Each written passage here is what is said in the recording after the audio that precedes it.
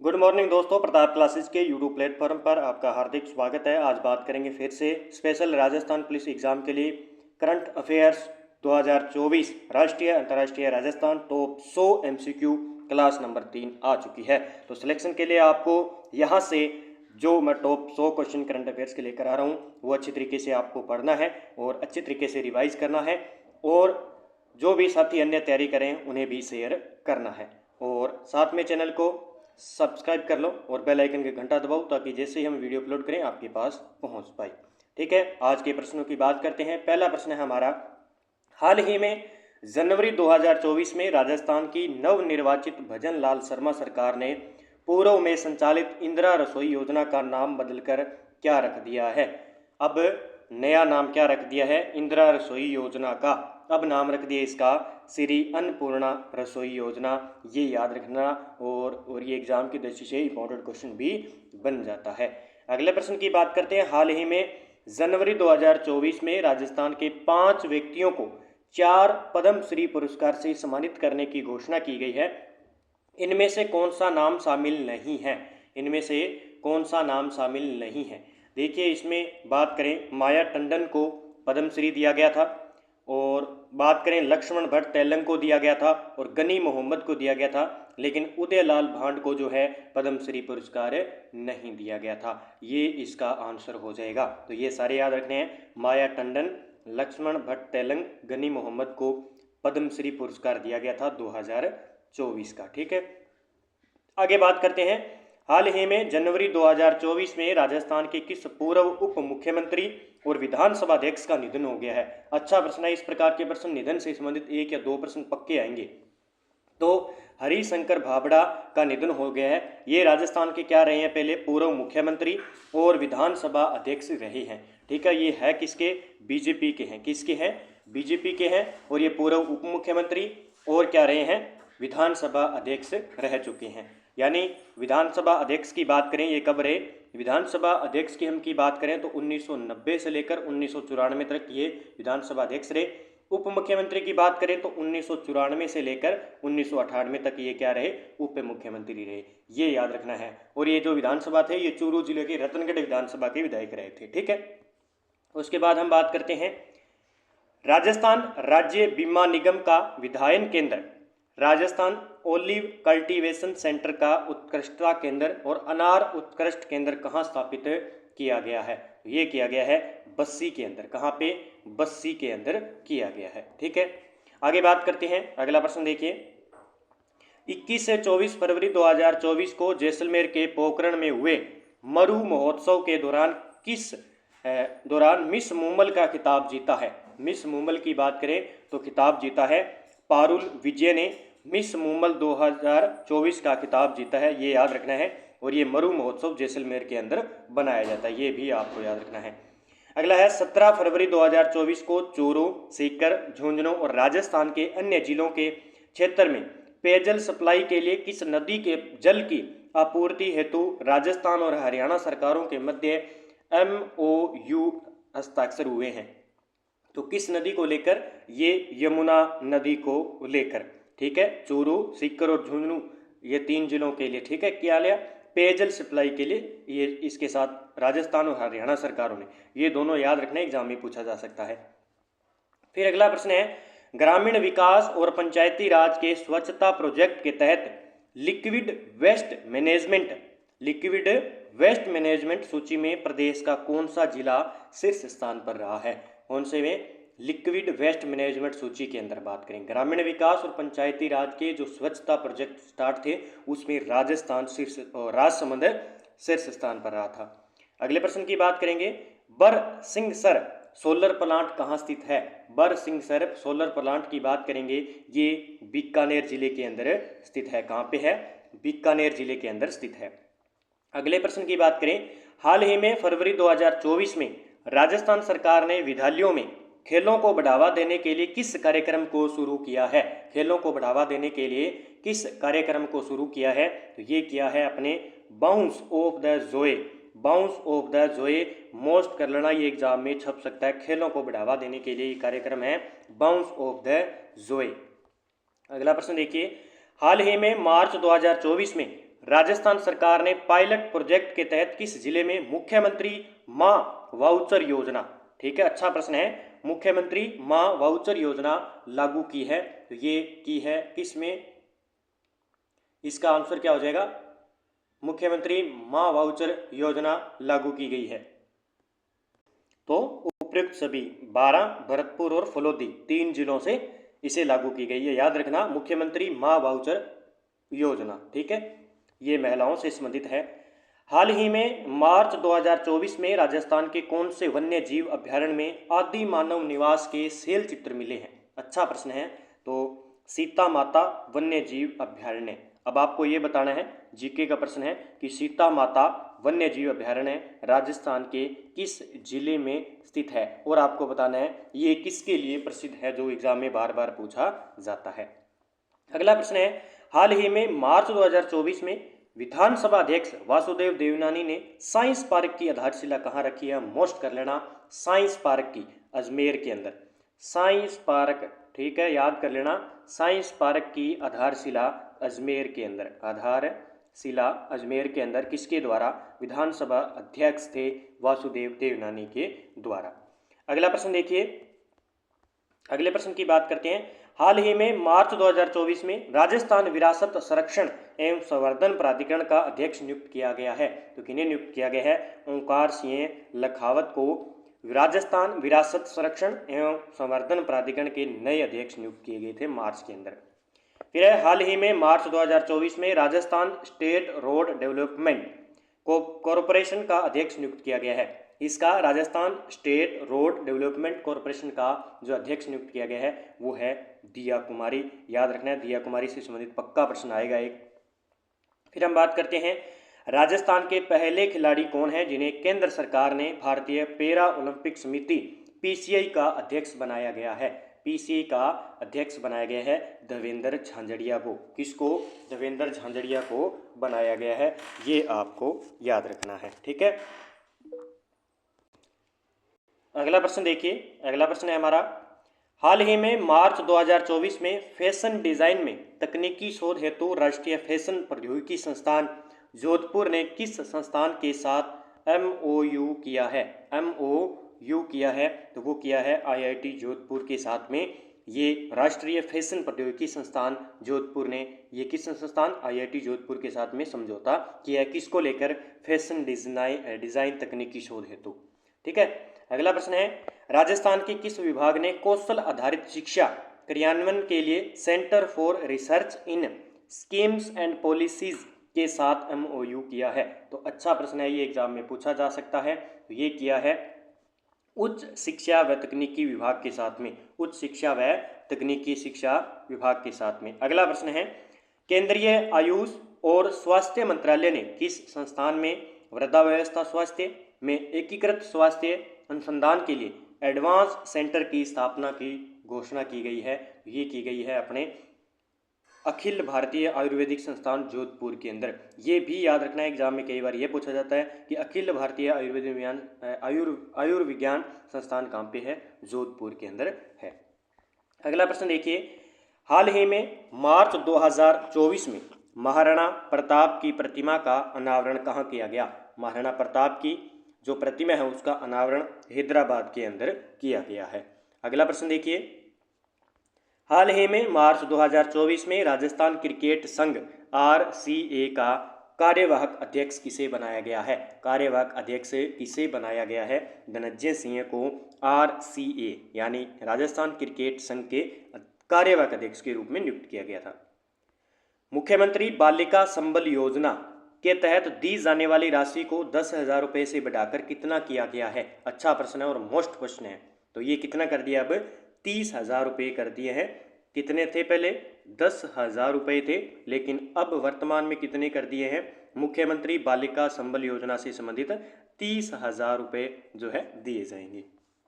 आगे देखिए, Chhabra thermal plant ये है कहाँ पे, पहले तो 12 जिले के अंदर है, छबड़ा थर्मल प्लांट पर 1600 मेगावाट अल्ट्रा सुपर क्रिटिकल कोयला आधारित विद्युत परियोजना स्थापित करने के लिए राजस्थान विद्युत उत्पादन निगम ने किसके साथ समझौता किया है, तो किसके साथ समझौता किया है, अच्छा प्रश्न है ये, तो ये किया है अपने राष्ट्रीय ताप विद्युत निगम लिमिटेड एनटीपीसी के साथ में ये जो है समझौता किया है। याद रखना है, छबड़ा थर्मल पावर प्लांट है ये बारां के अंदर। आगे बात करेंगे अंतर्राष्ट्रीय महिला दिवस 2024 के अवसर पर मुख्यमंत्री भजनलाल शर्मा ने किस ऐप की शुरुआत की है। बहुत ही अच्छा प्रश्न है। अंतर्राष्ट्रीय महिला दिवस कब बनाया जाता है? 8 मार्च को अंतर्राष्ट्रीय महिला दिवस बनाया जाता है। इस अवसर पर भजनलाल मुख्यमंत्री बात करें, भजनलाल जी मुख्यमंत्री ने महिला निधि ऐप का जो है शुरुआत की गई थी।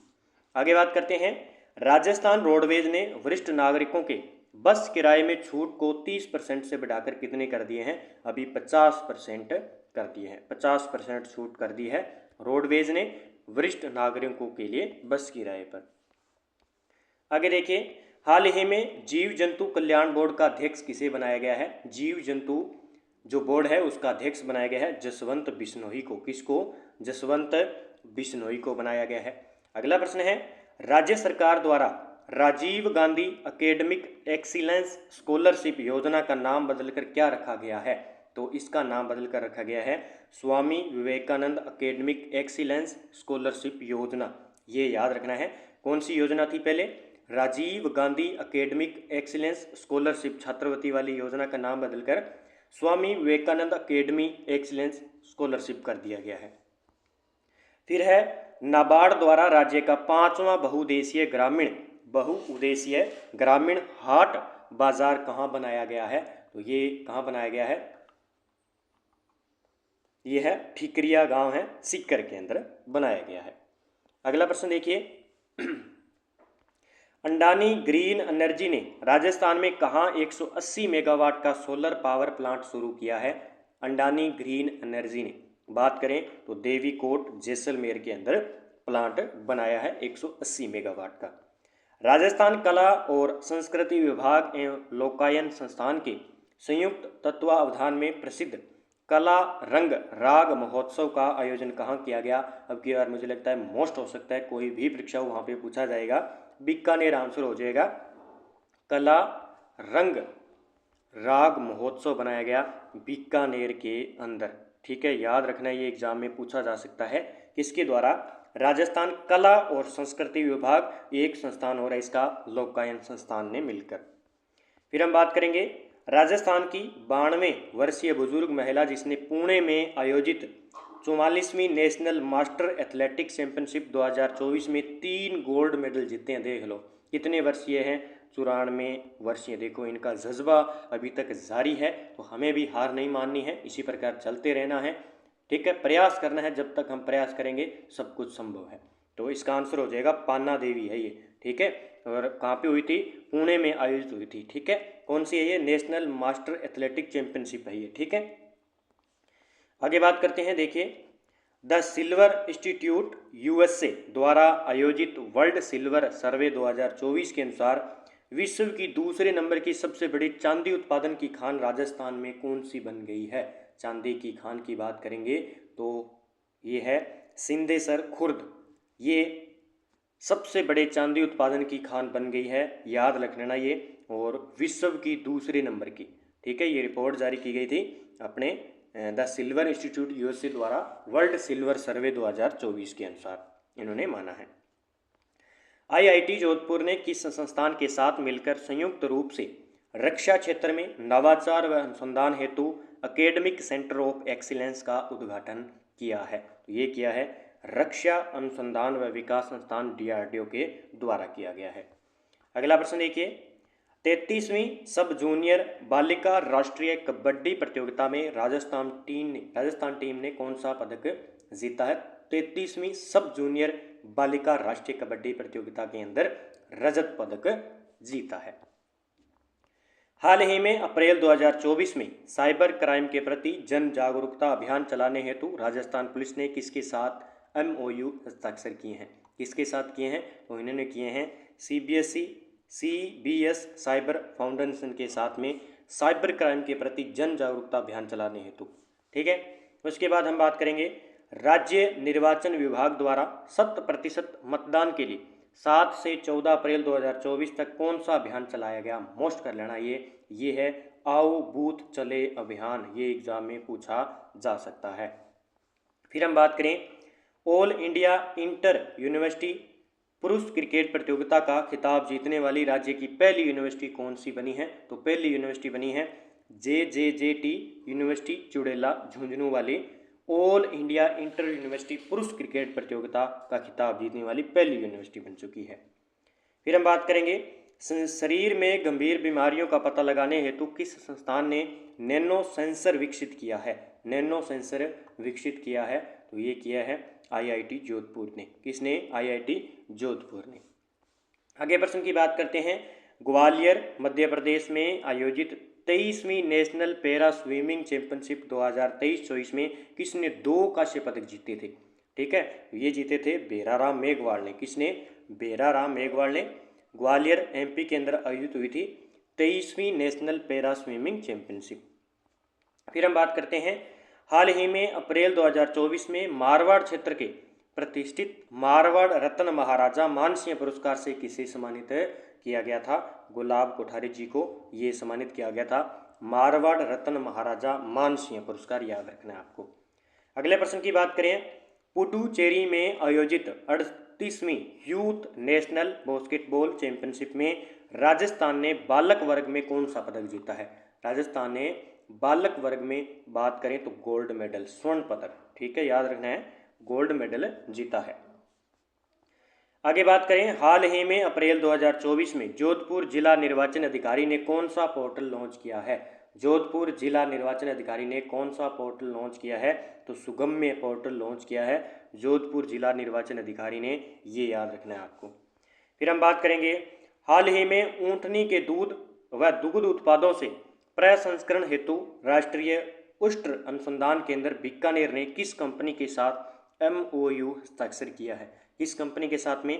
तो ये कंपनी है बहुला फूड्स प्राइवेट लिमिटेड, बीकानेर के अंदर है, इसके साथ इन्होंने समझौता किया है। अब आपको याद रखना है कि राष्ट्रीय उष्ण अनुसंधान केंद्र कहाँ पे है? बीकानेर में। ये शॉर्ट में क्वेश्चन बहुत बार एग्जाम में पूछा गया है। 16 अप्रैल 2024 को राजस्थान पुलिस का कौन सा स्थापना दिवस मनाया गया? राजस्थान का कौन सा स्थापना दिवस मनाया गया? 75वां स्थापना दिवस, याद रखना है। 16 अप्रैल को राजस्थान पुलिस दिवस बनाया जाता है, ये आपको डिटेल याद रखनी है, कांस्टेबल में भी पूछा जा सकता है। फिर अगला प्रश्न देखिए। कजाकिस्तान में आयोजित यूथ एशियन बॉक्सिंग चैंपियनशिप में राज्य की निशा गुलेरिया ने कौन सा पदक जीता है? राजस्थान की निशा गुलेरिया ने कौन सा पदक जीता है? स्वर्ण पदक जीता है, याद रखना है। कजाकिस्तान के अंदर हुई थी यूथ एशियन बॉक्सिंग चैंपियनशिप के अंदर। यहाँ से इस प्रकार के प्रश्न पूछे जाएंगे। राजस्थान विधानसभा को डिजिटल करने के लिए कौन सा ऐप लॉन्च किया गया है? तो कौन सा ऐप? नेवा ऐप। कौन सा? नेवा ऐप लॉन्च किया गया था। अगला प्रश्न देखिए। हाल ही में नाक से अलगोजा बजाने के लिए किस प्रसिद्ध कलाकार का नाम इंडिया बुक ऑफ रिकॉर्ड में दर्ज किया गया है? अच्छा प्रश्न है, रामनाथ चौधरी, ठीक है, इनका नाम इंडिया बुक ऑफ रिकॉर्ड में दर्ज किया गया है। ये कलाकार हैं अलगोजा के, अलगोजा वाद्य यंत्र के। अब आपको कला संस्कृति पढ़ी है तो आप बताइए कि अलगोजा वाद्य यंत्र जो है किस प्रकार का वाद्य यंत्र है, और ये नाक से बजाया करते थे। भारत में पहली बार हुए हिम तेंदुओं की जनसंख्या आकलन SPAI के अनुसार भारत में हिम तेंदुओं की अनुमानित कुल संख्या कितनी हो गई है? याद रखना, ये 718 हो गई है, ठीक है। फिर बात करते हैं NTPC ग्रीन एनर्जी लिमिटेड ने किस राज्य सरकार के साथ ग्रीन हाइड्रोजन के लिए समझौता किया है? किस राज्य के साथ? महाराष्ट्र के, ठीक है। आगे बात करते हैं संविधान के किस अनुच्छेद में कहा गया है कि भारत का एक सर्वोच्च न्यायालय होगा? ठीक है, तो अनुच्छेद 124। आगे बात करते हैं 84वां अखिल भारतीय पीठासीन अधिकारी सम्मेलन कहाँ आयोजित किया गया? कहाँ पे ये किया गया? मुंबई के अंदर 84वां अखिल भारतीय पीठासीन अधिकारी सम्मेलन। हाल ही में पुस्तक एक समंदर मेरे अंदर प्रकाशित की गई, यह किसके द्वारा लिखी गई है? पुस्तक है एक समंदर मेरे अंदर प्रकाशित की गई, ये है संजीव जोशी की। किसकी है? संजीव जोशी जी की। फिर आगे बात करते हैं जनवरी 2024 में भारतीय नौसेना ने BrahMos aerospace private limited BAPL के सहयोग से एक विस्तारित दूरी वाली ब्रह्मोस्त्र सुपरसोनिक क्रूज मिसाइल का परीक्षण किया। ब्रह्मोस्त्र ER बुनियादी ब्रह्मोस्त्र मिसाइल का एक उन्नत संस्करण है जिसकी मारक क्षमता लगभग कितनी किलोमीटर है, तो ये 450 से लेकर 500 है इसकी मारक क्षमता। ठीक है, याद रखना है। आगे बात करते हैं, हाल ही में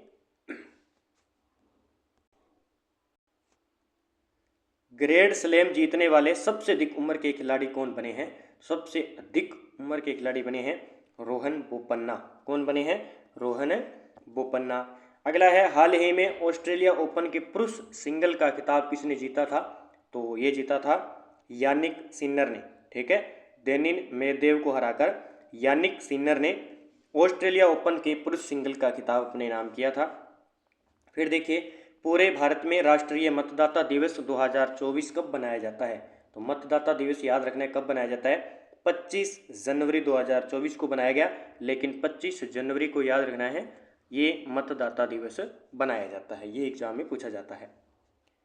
हाल ही में किस संस्थान को संस्थागत श्रेणी में सुभाष चंद्र बोस आपदा प्रबंधन पुरस्कार 2024 के लिए चुना गया है? सुभाष चंद्र आपदा प्रबंधन पुरस्कार 2024 के लिए चुना गया है, तो वो है 60 पैराशूट फील्ड हॉस्पिटल यूपी को चुना गया है। ठीक है, आगे बात करते हैं, जनवरी 2024 में भारतीय वायुसेना के साथ अभ्यास डेजर्ट नाइट में किन देशों ने भाग लिया? तो डेजर्ट नाइट में फ्रांस और संयुक्त अरब अमीरात के द्वारा भाग लिया गया था। अगले प्रश्न की बात करते हैं, 2024 में गणतंत्र दिवस परेड की जुड़वां थीम क्या थी? गणतंत्र दिवस जो परेड थी वो थी विकसित भारत और दूसरी थी भारत लोकतंत्र की मातृका। ये पूरी याद रखने एग्जाम में पूछा जा सकता है, विकसित भारत और भारत लोकतंत्र की मातृका।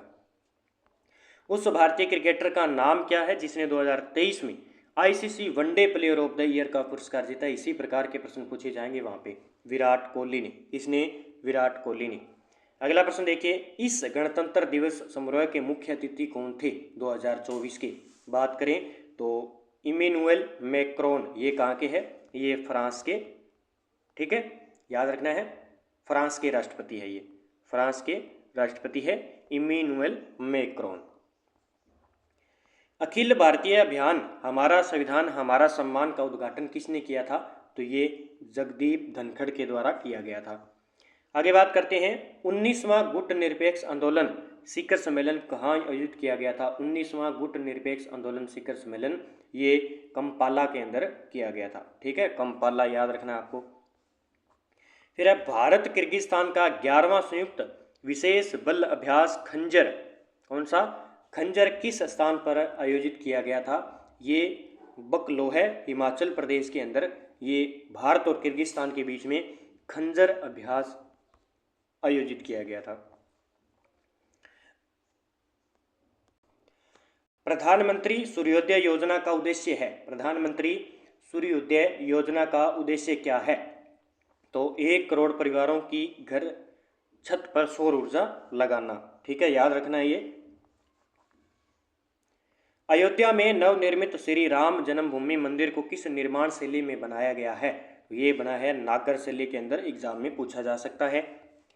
अगले प्रश्न की बात करते हैं, वीरता श्रेणी में प्रधानमंत्री राष्ट्रीय बाल पुरस्कार 2024 से किसे सम्मानित किया गया है? अच्छा प्रश्न है ये, आदित्य विजय ब्रह्मणे, इनको प्रधानमंत्री राष्ट्रीय बाल पुरस्कार 2024 से सम्मानित किया गया है, मोस्ट कर लेना भाई। भारत के मानसिंह ने हांगकांग में एशियाई मैराथन चैंपियनशिप 2024 में कौन सा पदक जीता है?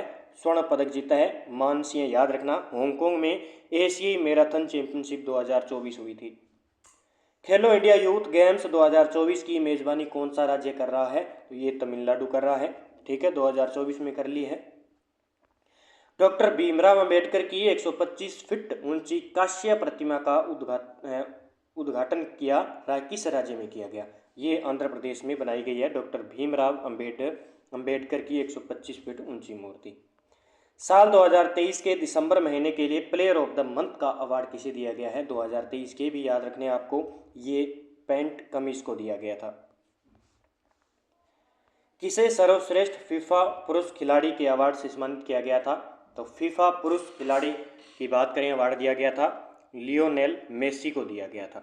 ठीक है, आगे प्रश्न की बात करते हैं। एशियाई शूटिंग चैंपियनशिप 2024 में पुरुषों की 25 मीटर स्टैंडर्ड पिस्टल इवेंट में किसने गोल्ड मेडल जीता है? तो योगेश सिंह ने ये अवार्ड जीता है। एशियाई शूटिंग चैंपियनशिप 2024 में पुरुषों की 25 मीटर स्टैंडर्ड पिस्टल इवेंट में, ठीक है, ये भी आपको याद रखना, गोल्ड मेडल जीता है तो पक्का एग्जाम में पूछा जाता है। प्रसिद्ध हिंदुस्तानी शास्त्रीय गायक और पद्म पुरस्कार विजेता उस्ताद राशिद खान का जनवरी 2024 में निधन हो गया। उन्हें कला के क्षेत्र में पद्म भूषण पुरस्कार किस वर्ष प्राप्त किया गया था? इस प्रकार के भी प्रश्न पूछे जा सकते हैं। इन्हें 2022 में दिया गया था। अब आपको याद रखना है, ये एक तो शास्त्रीय गायक है, ठीक है, और पद्म पुरस्कार विजेता है। इनका नाम है उस्ताद राशिद खान, उस्ताद राशिद खान। ठीक है, आगे देखिए, स्वच्छता सर्वेक्षण 2023 में 1 लाख से अधिक आबादी की कैटेगरी में सबसे स्वच्छ शहर का पुरस्कार किसे मिला है? तो ये मिला है एक तो इंदौर और एक सूरत को। ठीक है, अगला प्रश्न देखिए, राष्ट्रीय विज्ञान दिवस 2024 का थीम क्या है? सबसे पहले तो राष्ट्रीय विज्ञान दिवस 28 फरवरी को बनाया जाता है, ये आपको याद रखना है। उसके बाद 2024 की थीम की बात करें तो विकसित भारत के लिए स्वदेशी तकनीक, ये इसकी थीम रहेगी। दुनिया की पहली वैदिक घड़ी भारत के किस राज्य में स्थापित की गई है? वैदिक घड़ी भारत के किस राज्य में स्थापित की गई है? मध्य प्रदेश के अंदर स्थापित की गई है। अगला प्रश्न देखिए, 2023 के लिए वैश्विक साइबर अपराध रिपोर्ट में भारत की रैंकिंग क्या थी? तो भारत की इसमें रैंकिंग थी 80वें स्थान पर था। वैश्विक साइबर अपराध रिपोर्ट 2023 की बात कर रहा हूं मैं। ठीक है, आगे बात करते हैं, हाल ही में फरवरी 2024 प्रधानमंत्री मोदी ने गुजरात के राजकोट से कितने एम्स राष्ट्र को समर्पित किए हैं? तो 5 एम्स जो है राष्ट्र को समर्पित किए हैं। ठीक है, अगले प्रश्न की बात करते हैं। अगला प्रश्न है हमारा नीरज चोपड़ा से संबंधित। Neeraj Chopra the man who made history पुस्तक किसने लिखी? इसका हिंदी में अर्थ होता है वह आदमी, क्या है? वह आदमी जिसने इतिहास रचा, वह आदमी जिसने इतिहास रचा। ये पुस्तक लिखी गई है और ये किसके बारे में लिखी गई है? नीरज चोपड़ा को लेकर लिखी गई है। और किसके द्वारा लिखी गई है? नोरिस प्रीतम के द्वारा लिखी गई है। तो थोड़ा ये याद रखना है। अगला प्रश्न है, फरवरी 2024 में सभी के लिए एक सार्वभौमिक स्वास्थ्य बीमा योजना, मुख्यमंत्री जन आरोग्य योजना शुरू करने वाला पहला पूर्वोत्तर राज्य कौन सा है? पहला पूर्वोत्तर राज्य कौन सा है? मुख्यमंत्री जन आरोग्य योजना शुरू करने वाला, याद रखना है आपको, त्रिपुरा। कौन सा हो जाएगा? त्रिपुरा राज्य।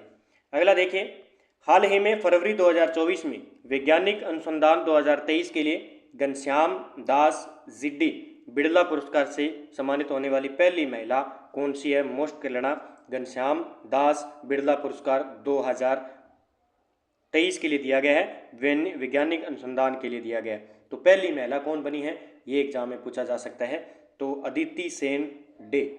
ठीक है, ये याद रखना है आपको। आगे बात करते हैं, वैश्विक निवेश सलाहकार फर्म जेफरिन के अनुसार भारत किस वर्ष तक तीसरी सबसे बड़ी अर्थव्यवस्था बन जाएगा?